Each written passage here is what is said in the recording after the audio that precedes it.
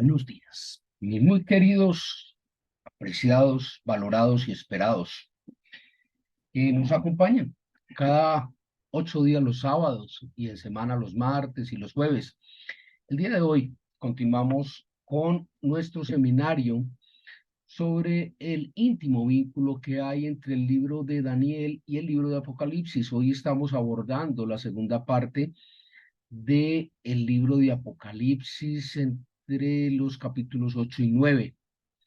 Bien interesante, bien importante. Venimos hablando del evento de las 7 trompetas, del significado, de la connotación que tienen estas 7 trompetas.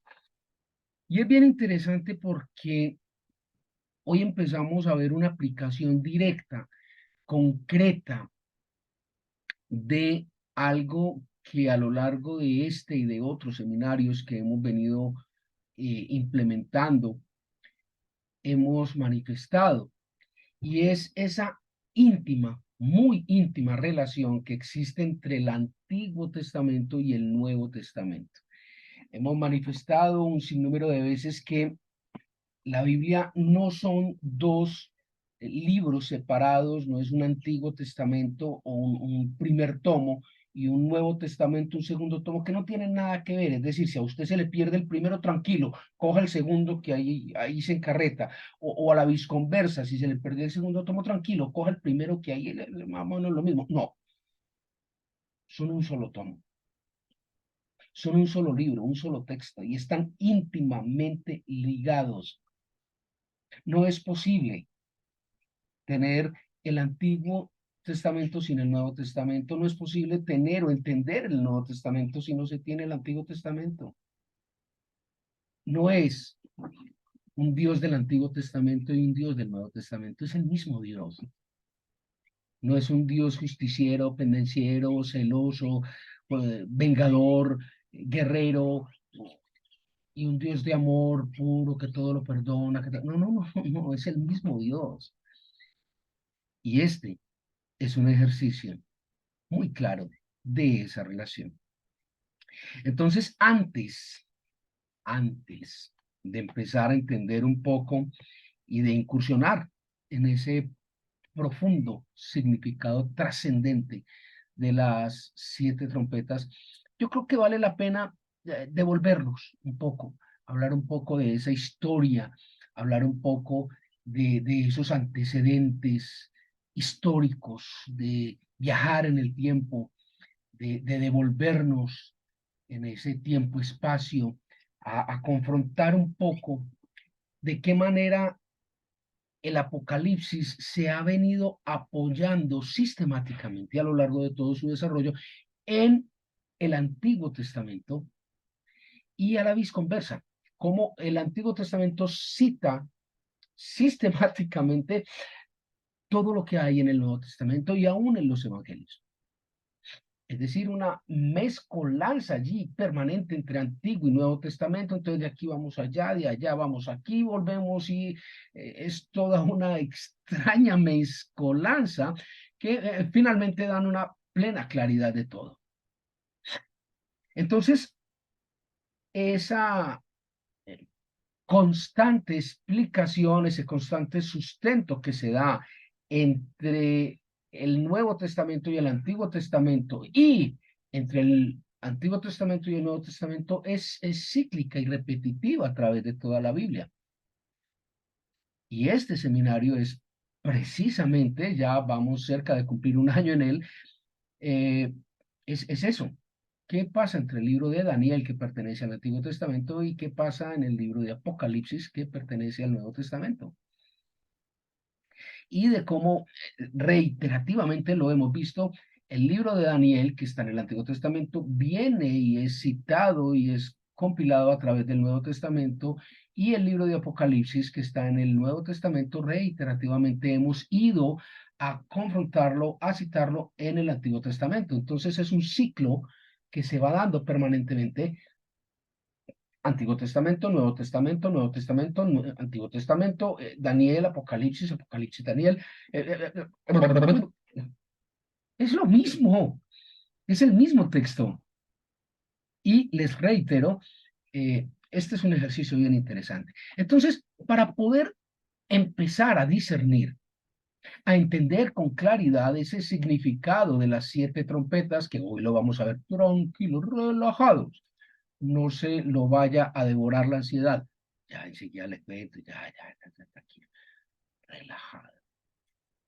Antes de eso, vamos a, al menos un ejemplo, antes de entrar a diferenciar, a establecer esas 7 trompetas, un ejemplo de el sustento que da el Antiguo Testamento a esos significados que tiene Apocalipsis, concretamente allí al tema de las 7 trompetas. Antes de eso, es muy importante establecer que el libro de Apocalipsis es un libro que no tiene un significado textual. Es decir, pensar que dentro de lo que representan los escritos de Apocalipsis van a aparecer en el cielo unas señales de unas langostas eh, con unas mandíbulas y unos dientes como de tiburones, con caras de hombres, como si fueran ejércitos de caballos que van a devorar el mundo. Eh, A ver, no. Lamento decirle que no va a ser así. ¿De dónde viene esa creencia de que lo que se establece en muchos apartes, algunos son textuales, otros no, depende no del criterio, sino del planteamiento y del contexto en el que está escrito en el Apocalipsis? Depende de eso el estimar o considerar que sea textual o no, depende del contexto en el que se esté moviendo, en el momento en el que se esté diciendo y a quién se esté diciendo. ¿De qué depende además de esto?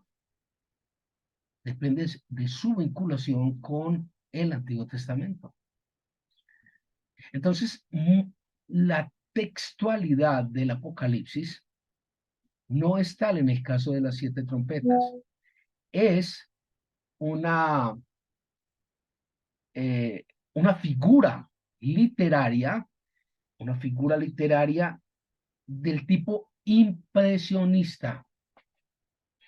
Es una figura literaria donde se busca, con base en una realidad, dejar una impresión, una marca que refleje esa realidad. ¿Me estoy haciendo entender? ¿No? Ok.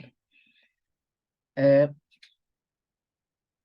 Muchos de los elementos del Apocalipsis, y ya acabo de mencionar muchos de ellos que dependen del contexto, de a quién va dirigida y del momento histórico en el que se está diciendo, son o no textuales.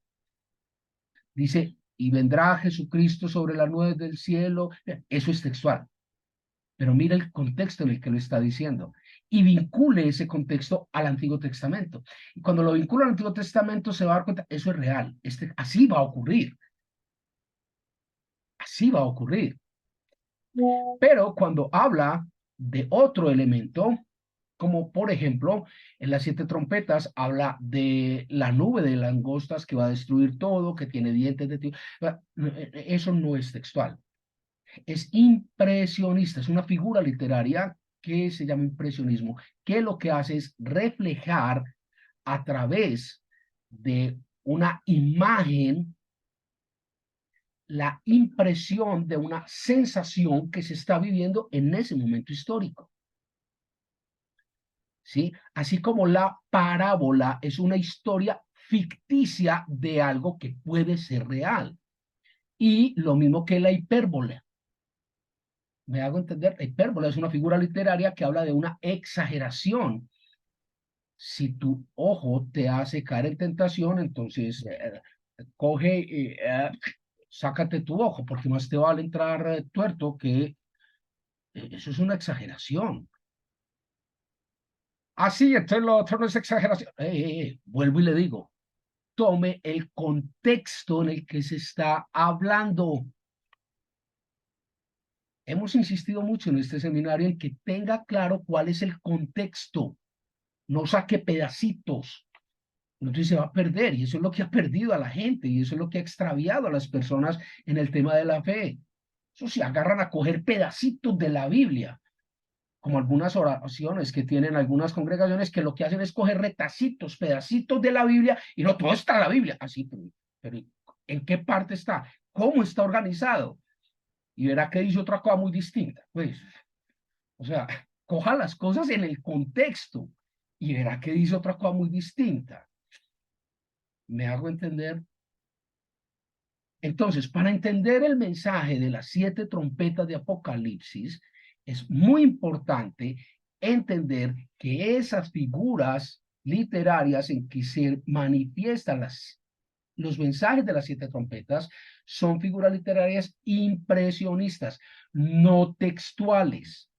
Y eso lo vamos a corroborar yendo, como en otras muchas ocasiones, a la historia que se establece en el Antiguo Testamento. Les decía que vamos a coger solo uno de esos para ejemplarizar antes de mencionar así de guarapazo, ¡pah!, el mensaje de las 7 trompetas para empezar a incursionar en cada una de ellas. Listo. Uno de esos mensajes lo vemos en el libro de Joel. De otras cosas, es un libro pesado, denso, duro, bravo, el libro del profeta Joel. Duro, escabroso, tan brusco. No tiene sino 4 capitulitos el libro de Joel, 4, no tiene sino 4, pero de un denso, de un pesado, que hágame el favor. Vamos a ir al libro de Joel y vamos a encontrar allí sustento, explicación. Vamos a encontrar allí ese impresionismo que da explicación y sustento al mensaje de una de las trompetas, en este caso inherentes a la nube de langostas. Y eso nos va a permitir entender la introducción que hicimos otrora al capítulo 8 y 9 de Apocalipsis. Y es si esas trompetas hacen referencia al presagio de una maldición, de un castigo, de un regaño, de un cataclismo, o por el contrario, son una advertencia, una invitación al cambio, una modificación a nuestro comportamiento nocivo. ¿Cuál de las dos es? ¿Cuál de las trompetas está escuchando usted? Vamos a entenderlo. Entonces, si nosotros vamos allí al libro de Joel, les decía, me voy a permitir, hace mucho que no lo hago, pero creo que vale la pena en este caso, allí al libro de Joel, al profeta Joel, al capítulo 1 y a los versículos del 4 al 7 y en el capítulo 2 a los versículos del 2 al 11, vamos a entender o vamos a encontrar algo muy similar, muy parecido a lo que hay allí en el libro de Apocalipsis, inherente a esas langostas que tienen dientes, que tienen unas mandíbulas horribles, que son como caballos que devastan todo lo que encuentran a su alrededor. Algo muy similar a lo que hacía el ejército romano cuando pasaba con sus ejércitos a través de cualquiera de los cultivos. Entonces, miremos allí en Joel capítulo 1, capítulo 2, y vamos a ver cómo esto empalma, encaja perfecto con un mensaje establecido más adelante en el capítulo 2 también de Joel, allí en los versículos 15 al 17 y posteriormente en Joel 2:25, que es precisamente la cereza del postre, es el broche de oro con que se cierra y ya podemos ir a Apocalipsis a entender por qué estas 7 trompetas pueden ser para el creyente una advertencia, un póngase pálido, que las cosas no van bien, o por el contrario, pueden ser un tremendo presagio de un desastre para aquel que no cree. Y ya el solo presagio no atendido se convierte en un juicio, en una perdición, en una condena. Vamos a ver qué dice Joel, capítulo 1, del 4 al 7. Dice, lo que quedó de la oruga comió el saltón, y lo que quedó del saltón comió el revoltón, y la langosta comió lo que del revoltón había quedado.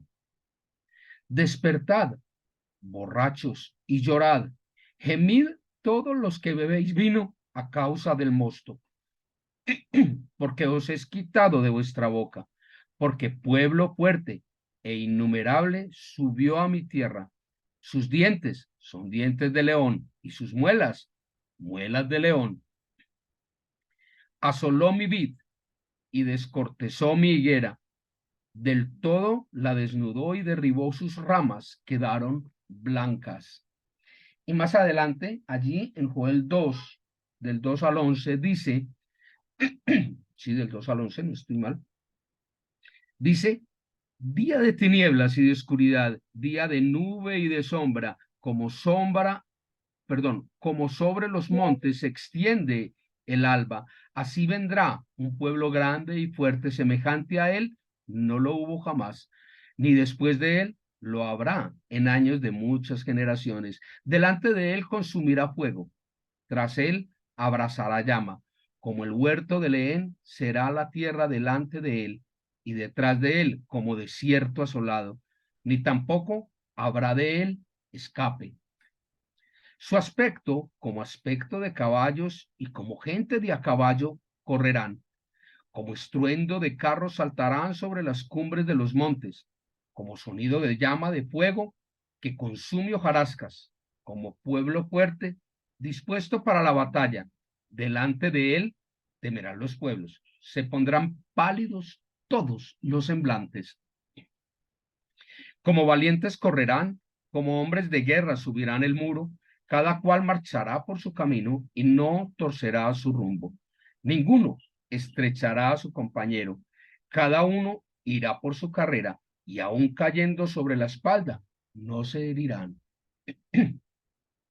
Irán por la ciudad, correrán por el muro, subirán por las casas, entrarán por las ventanas a manera de ladrones.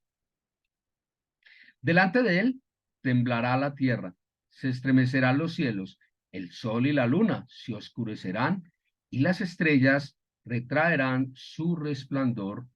Y Jehová dará su orden delante de su ejército, porque muy grande es su campamento.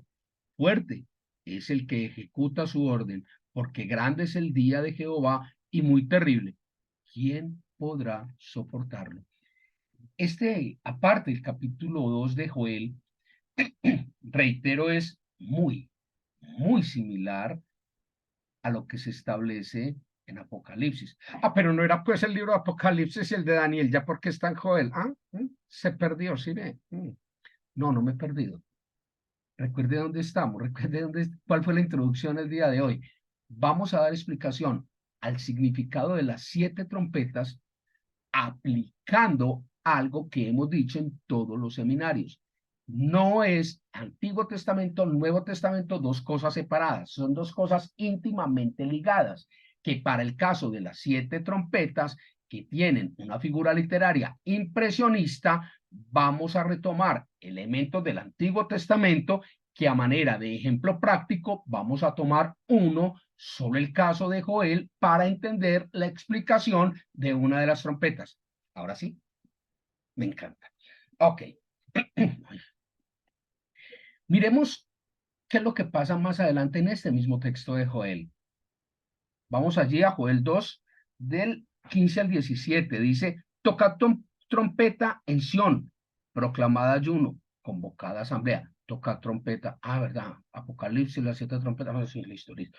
Tocad trompeta. Listo.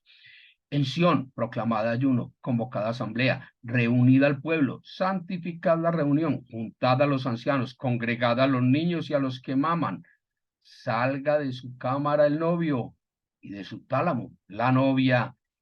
Entre la entrada y el altar lloren los sacerdotes ministros de Jehová y digan, perdona, oh Jehová, a tu pueblo, y no entregues al oprobio a tu heredad, para que las naciones se enseñoreen de ella. ¿Por qué han de decir entre los pueblos, ¿dónde está su Dios? Y allí, en el mismo Joel 2:25, cierra con broche de oro, dice, y os restituiré los años que comió la oruga, el saltón, el revoltón y la langosta, mi gran ejército que envié contra vosotros. ¿Vio cómo todo se va juntando? ¿Sí vio cómo se cierra todo este capítulo? ¿No lo vio? Ay, Dios. Apunte. Joel 1 del 4 al 7. Joel 2 del 2 al 11. Joel 2 del 15 al 17. Y Joel 2, 25. ¿A dónde voy? A que el significado de la trompeta, finalmente, cuando suena, es una invitación al pueblo a congréguense, arrepiéntanse, porque el tiempo se acabó. ¿Lo vio? Después del evento de las langostas, que es el último que aparece allí, después de que apareció uno, dice allí, lo que quedó de la oruga comió el saltón, lo que quedó del saltón comió el revoltón y la langosta es el último que acaba con todo, dejó arrasado todo.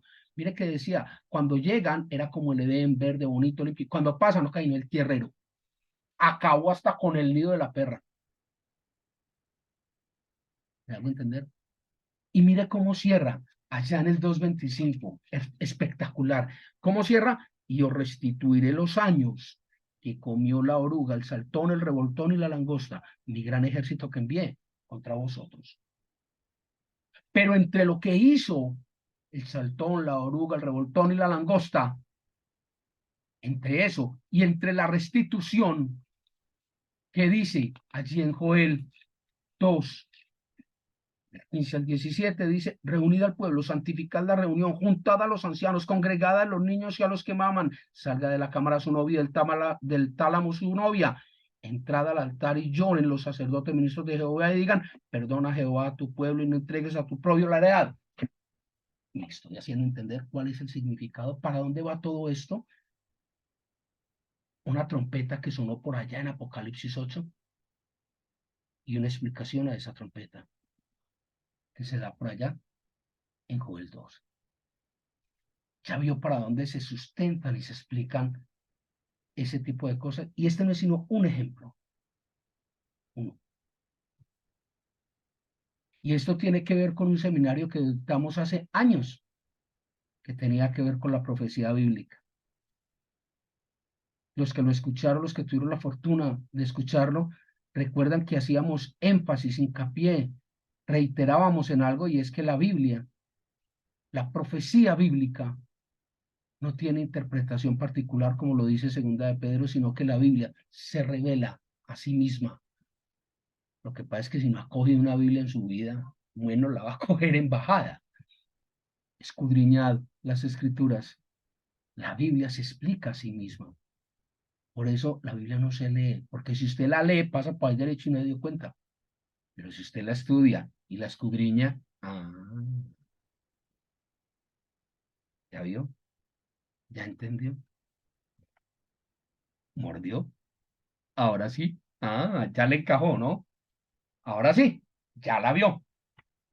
¿Ya vio cómo encajó?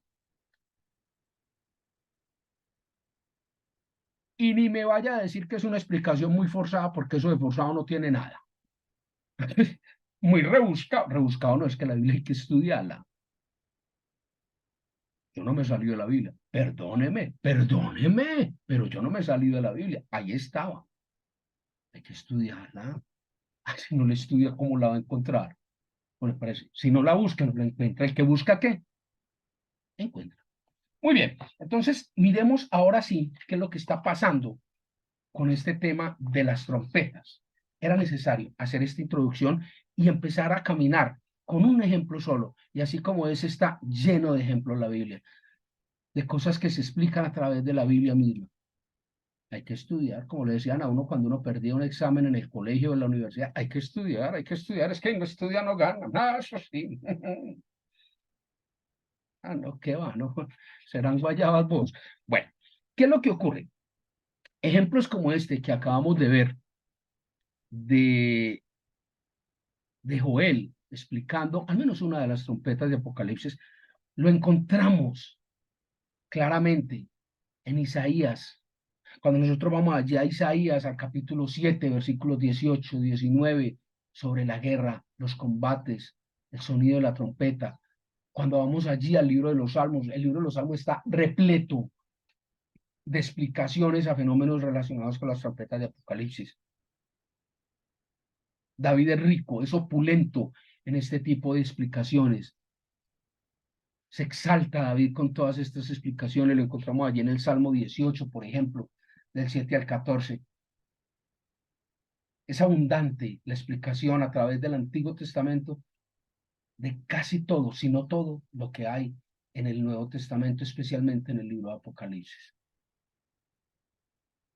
Entonces, esto no son cosas aisladas, esto no es una cosa que está suelta por allá de otra que hay por allá atrás, no, estamos hablando del mismo libro, estamos hablando del mismo Dios.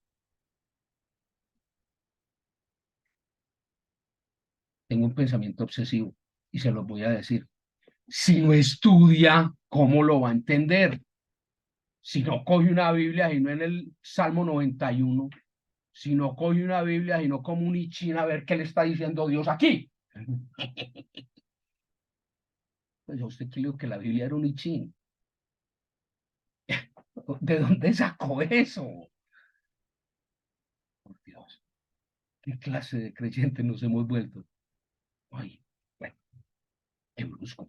Entonces, ojo, ojo con esto. La Biblia se estudia y mire la coherencia que tiene, ¿sí? No olvide algo. En la Biblia una de las figuras más claras que hay de batalla es el sonido de la trompeta.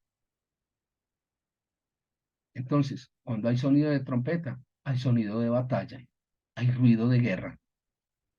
La invitación, el sonido, el significado, la señal de cambio, el llamado de atención de las trompetas es un llamado de atención al cambio, a la reflexión, a que se acerque a Dios como Dios le dice que hay que acercarse a Él. Si usted no cree en Dios como Dios dice, ni se acerca a Dios como Dios dice, usted ya está en serios problemas con Dios. Así de simple. Luego, si usted no conoce a Dios, no conoce el carácter de Dios, no conoce el mensaje de Dios, el sonido de las trompetas es un sonido de perdición, es un sonido de guerra, es un mensaje de castigo, es un mensaje de guerra, es un mensaje de dolor, de angustia, es un mensaje de desastre. Pero si usted está con Dios, el mensaje de las trompetas es un mensaje de advertencia, de prepárese, de alístese, de cambie, de está muy cercano el tiempo de conocer a su Dios. ¿Comprende? Ve la trascendencia. Ahora bien, por fin, dentro de la interpretación de las 7 trompetas hay muchas, desde la interpretación esotérica, rara, extraña, animista, espiritualista, esotérica de las 7 trompetas, hasta la interpretación bíblica de las 7 trompetas. Personalmente, es la que yo creo, la interpretación bíblica, que está fundamentada, claro está, como les acabo de mencionar, en la misma palabra de Dios, devolviéndonos a través del Antiguo Testamento y dando claridad al tema. Luego, quien al escuchar esto diga, ah, no, es que a mí esa no me gusta, me parece que está muy loco, por ahí no es la cosa. Estamos en un país libre. Usted puede creer lo que le plazca. Listo. Lo que yo he encontrado es extraído completamente de la Biblia. ¿Por qué? Porque la Biblia se revela a sí misma. Recuerde, una de las peticiones que yo le he hecho a usted siempre es antes de conectarse a nuestros seminarios, tómese el trabajo, tómese unos minutos, por lo menos, de leer en la Biblia de lo que vamos a hablar, porque si no, se va a extraviar, no va a entender, se va a perder, va a botar la pelotica. Una leidita, Apocalipsis 8, una leidita, Apocalipsis 9. No se tarda más de unos minutos y le va a quedar más claro, sustancioso. Ok, interpretación de las 7 trompetas. Primera trompeta. A nuestro leal saber y entender, esta primera trompeta hace referencia al castigo al que es sometido Jerusalén y Judá. Ah, o sea que ya sonó. Sí, ya esa primera trompeta sonó. ¿Cómo? Sí, ¿yo qué hago? Pues ya sonó, pues bíblicamente para que ya sonó. ¿Yo qué hago? Pues ya, ya. Listo. Segunda trompeta, castigo sobre la Roma occidental. Toda la ubicación donde actualmente hoy está localizada la ciudad de Roma. Obviamente el Vaticano también. Pero estamos hablando de ese momento histórico, de esa Roma conquistadora, de esa época posterior a la venida de Cristo. Primera venida de Cristo, claro. Tercera trompeta es el castigo sobre la iglesia contaminada de Cristo.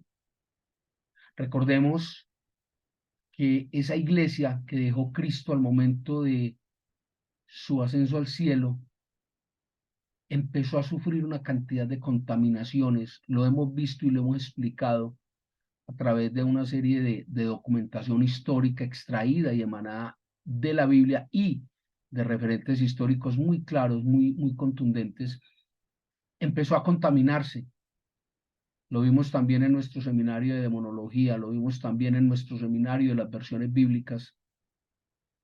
Empezó a contaminarse de una serie de creencias islámicas, una serie de creencias de muchos otros sitios y se empezó a contaminar y eso desvió la atención del verdadero cristianismo. Empezamos a generar una cantidad de arandelas espirituales a la Biblia que no la tenían, que no eran de ella. Entonces, esa tercera trompeta es el castigo contra esa iglesia contaminada de Cristo, contra esos brotes de la falsa doctrina. Cuarta trompeta es ese, esa aparición de la época oscurantista, es la aparición de esas tinieblas generadas durante la Edad Media. Esa es la cuarta trompeta, la advertencia que surge a través del momento histórico de la Edad Media, del oscurantismo, un tiempo realmente pesado para la fe cristiana. Quinta trompeta es la invasión que sufre todo Oriente por parte del islamismo y que actualmente tiene una tremenda fuerza en todo lo que es Oriente. Esa es la quinta trompeta, la invasión del islamismo a Oriente. Sexta trompeta es la expansión turca sobre todo lo que es Asia, África, Europa, por parte no solo del islamismo, sino de esa tendencia de el dominio árabe y turco sobre la cultura y su religión sobre Europa. Y esto tiene una connotación muy delicada ¿Por qué? Porque los creyentes cristianos cada vez estamos siendo menos, cada vez hay menos hijos de cristianos y cada vez hay más hijos de árabes, cada vez hay más hijos de islámicos, mientras que los cristianos tenemos una esposa o tienen una esposa y ese matrimonio tiene uno o dos hijos. Los islámicos tienen una, dos, tres, cuatro, cinco esposas y cada una tiene cuatro, cinco, seis hijos y todos son islámicos. Oh, algo está pasando. Y la séptima y última trompeta, que es la más delicada, la más grave, y que es la que antecede al juicio final de Apocalipsis, es la crisis social, económica y humana previa a la venida de Cristo. En otras palabras, ubíquese, párese en el momento histórico actual y va a escuchar, va a ver y va a vivir la séptima trompeta. Son trompetas de advertencia a la iglesia de Cristo. El punto no es escuchar o saber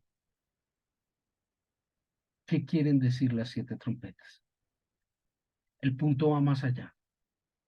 El punto es qué está haciendo usted como creyente en Dios, como seguidor que dice que es de Cristo, al escuchar el sonido de las trompetas de Apocalipsis.